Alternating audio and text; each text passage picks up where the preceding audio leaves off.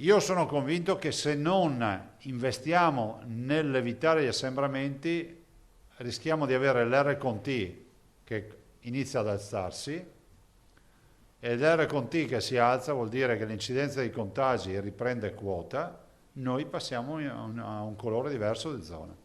Più che una previsione è una convinzione quella del governatore Zaia che guarda la curva epidemica di questi giorni con crescente preoccupazione se i ricoveri ospedalieri tra terapie intensive e area non critica hanno raggiunto la cosiddetta fase di plateau con circa 3.000 posti letto occupati, l'indice di contagio ha ripreso la sua corsa. 1,20. Sì. Che era virtuoso, sarebbe stato virtuoso 2 settimane fa. Oggi è tra i più alti a livello nazionale. Perché di certo che se ci mettiamo poco impegno nel distanziamento sociale è inevitabile che il racconti si alza. Non c'entra niente con gli ospedali. È la diffusione del virus.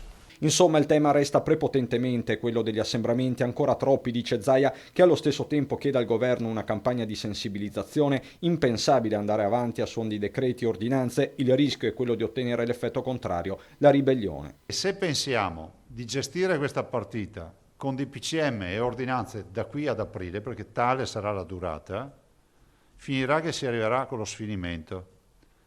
Finirà che ci sarà la reazione uguale e contraria, no? Ci sarà quella non della suefazione, ma sarà quella poi del ribellarsi alle continue restrizioni. Allora, secondo me va rinsaldato un patto forte con i cittadini.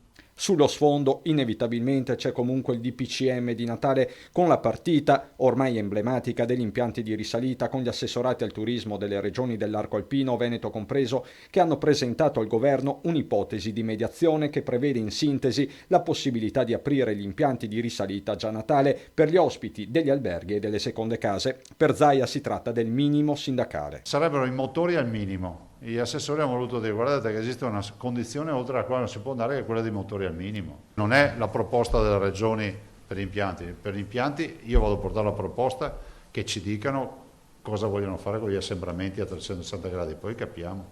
Altra partita, quella della distribuzione dei vaccini anti-Covid a partire dal siero Pfizer, che necessita di particolari condizioni di conservazione. Vi avviso già che abbiamo comprato i frigoriferi, scusatemi, i congelatori, quelli da -80 li abbiamo già comprati e siamo pronti.